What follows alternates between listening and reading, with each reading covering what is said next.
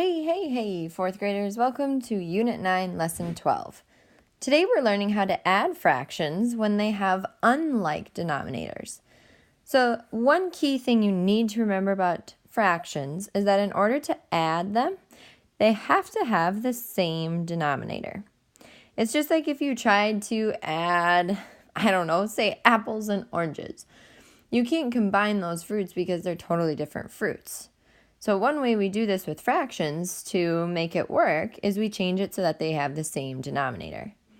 So for example, if I wanted to add the fish from tank 1, and I said that there was 1/3 of a group, to the fish from tank 2, and there was 1/4 of a group. Right now, their denominators don't match. 3 and 4 don't match up. So what you have to do is figure out a number that you can change those fractions into. Then what you do is you use multiplication to get those equivalent fractions. Remember, equal is a fancy word for equivalent. So if we know that both 3 and 4 can turn into 12 using multiplication, we would change those fractions into 12ths. Do you notice here how 1/3 is equivalent to 4/12ths? You get there by taking the denominator times 4, and remember, just like with simplifying fractions, our fractions love to be treated fairly. So if I do times 4 on bottom, I have to do times 4 on top also. So here you can see that 1/3 is equal to 4/12ths. And 1/4, the fish in tank 2, is equivalent or equal to 3/12ths. Because you would take the denominator times 3, 4 times 3 equals 12. You would do the same treatment on top, 1 times 3. It's almost like you're doing the opposite of simplifying, isn't it? So now that we've changed the fractions so that they have a common denominator, 12, we can add those fractions together now. So instead of it being 1/3, we change that into 4/12ths. And instead of it being 1/4, we changed it into 3/12ths using multiplication and fair treatment. So now when I add that, I'll add 4 plus 3, working with just the numerators. Denominator will stay the same, so the new answer is 7/12ths.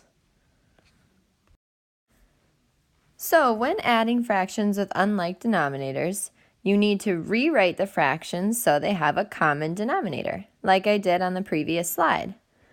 A common denominator is a number that is a multiple, so using multiplication, of both denominators. For 1/3 and 1/4, like we saw, 12 is a common denominator because it is a multiple of both 3 and 4. Now let's take a look at another problem. 3 runners are running in a relay race. The first runner goes 3/10ths of the total distance. The second runner goes 2/5ths of the total distance. Using the fraction bars or a numerical method, find the fraction of the distance the first 2 runners complete together. All right, so we're adding together their totals, but did anybody notice? Do the denominators match? They don't. So that's the first thing we need to take care of. So if I were to shade 3/10ths on my fraction bars below here, I would shade 1, 2, and 3/10ths. The second runner went 2/5ths of the distance. So if I shade that, that's 1/5 plus 2/5ths. But again, I won't be able to tell the answer until I can change those denominators. So the thing here that's really nice about these numbers is I don't have to change both fractions. I did when I had 1/3 and 1/4, but 5 is a number that I can change into tenths using multiplication. So if I take 2/5ths and I change it into tenths in order to add it together with our 3/10ths, I could take the denominator 5 times 2. 5 times 2 equals 10, and I know I need 10 because the other fraction, 3/10ths, uses that denominator, and they need to match. Now, if I do that treatment on bottom times 2, I have to do times 2 on top to be fair. So that means 2 times 2 gives me 4. 5 times 2 gives me 10. So 2/5 is equal to 4/10. And it's actually really cool. You can see that here with our fraction bars. 2/5 is equal to 4/10. Now you can find that here with the fraction bars, but I also could use multiplication. So now I can finally add these numbers together. 3/10 plus 4/10. Again, remember you're working with just the numerators. So altogether, these runners ran 7/10 of the distance. All right, we have another example. Lanny's parents brought 2 same-size cakes, ooh yum, to the parents' club meeting at school. Lanny's mother served 3/4 of her cake. Lanny's father served 5/6 of his cake. Using the fraction bars or a numerical method, find the fraction of cake served in all. Okay, so Lanny's mother served 3/4. So 1, 2, 3/4. And Lanny's father served 5/6. So 1, 2, 3, 4, 5, 6. Okay, obviously I cannot just add those fractions up because right now their denominators do not match. So then I have to think to myself, well, what is a number that both 4 and 6 can change into using multiplication?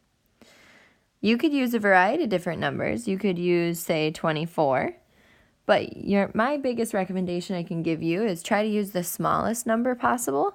And in this case, they both can multiply and become 12s. 4 times 3 gives me 12, and 6 times 2 gives me 12. Now, do you notice how these fraction bars kind of show me how many 12ths it would take to equal fourths? Here I can see that 3/4 is equal to this many 12ths. 1, 2, 3, 4, 5, 6, 7, 8, 9 12ths. And I can also see that 5/6 using these fraction bars is equal to 1, 2, 3, 4, 5, 6, 7, 8, 9, 10 12ths. I can also use multiplication down here. Remember, you think about the denominator. How could I get 4 to become 12? Well, that would have to be 4 times 3. Fractions like to be treated fairly, so I would have to do times 3 to the numerator as well.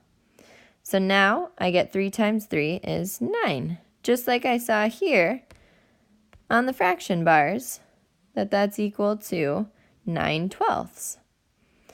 And then with the 6, I would have to take 6 times 2 to equal 12. Ooh, I'm going to use a different marker. That one didn't show up very well. There we go. 6 times 2. And same treatment for all fractions, so I do the same thing to the numerator. 5 times 2 is 10. And we saw that up above when we counted up the fraction bars, that 5/6 was equal to 10 12ths. Now that they have the same denominator, I can add them together. 9 12ths plus 10 12ths. Remember that you'll add only the numerators, so we would get 19 12ths as our original answer, and then we could change it into a mixed number later. Okay, so now I'm going to show you how to solve without using the fraction bars and just using the multiplication method. So the fractions I have to add first are 1/6 plus 3/8. Now, we have to think of a number that both 6 and 8 can turn into because those denominators need to match before I do any addition. So 6 can change into 12, but 8 cannot, so that won't work. Let's try the next multiple. 6 times 3 is 18. 8 does not turn into 18, so that doesn't work. 6 times 4 is 24, and 8 times 3 is 24. Okay, I figured out the denominator I want to use. So the first thing I need to do is change my fractions. So 1/6 is going to change and equal 24ths. Okay, in order to do that, I'd have to take, like I said, 6 times 4, same treatment with the numerator. Fractions love to be treated fairly. So 1/6 is equal to 4 24ths. Now I just need to change 3/8. So again, 3/8, I'm going to change that into its equivalent fraction of 20/4. And the way I get there is taking 8 times 3. Same treatment with the numerator, so 3 times 3 would give me my new numerator, 9/24. Now, I'm adding these new fractions that I've got after doing the multiplication. So now I'm adding 4/24 plus 9/24. So my final answer for this problem will be 13/24. Yay! Let's keep rocking and rolling. This next one is 5/12 plus 2/3.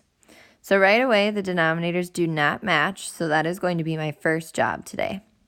So 12 and 3. Oh, this is nice. So the first multiple of 12, I wouldn't actually even use. I would actually just use 12 times 1 because 3 can turn into 12. So 5/12 will actually stay the same. So when we do this problem, we'll come back and use 5/12. The only one I need to change is 2/3. And I'm changing that into its equivalent fraction of 12ths so that I can add it back to 5/12. In order to get 3 to become 12, you take 3 times 4.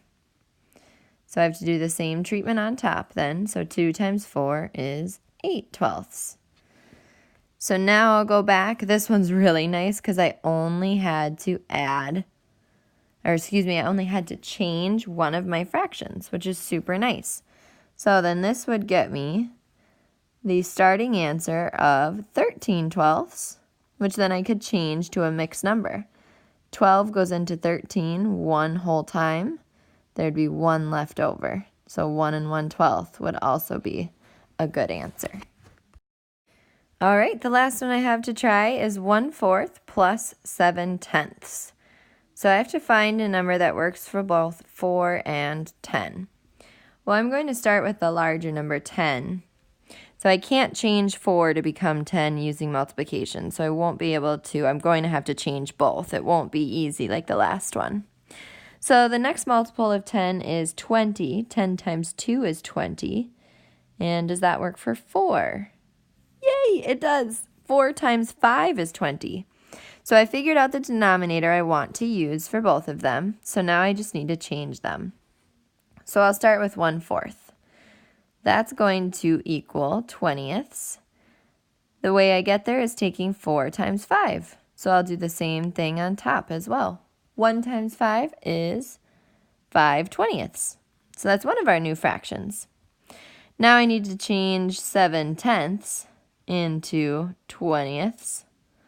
The way I do that is taking 10 times 2, so I'll do the same treatment on top. 7 times 2, 14. Now all that's left to do that I've changed both of my fractions, they have a common denominator, so I add 5/20ths plus 14/20ths. My final answer becomes 19/20ths. So that is adding fractions that have different denominators in a nutshell. Your first step is finding a common denominator, changing your fractions, treating them fairly, and then adding the numerators. Take your time on the ticket today, 4th graders, as this is a newer skill. Remember, you'll have to change the denominators if they do not match, which none of these do. So take your time using multiplication and fair treatment with these fractions. Good luck.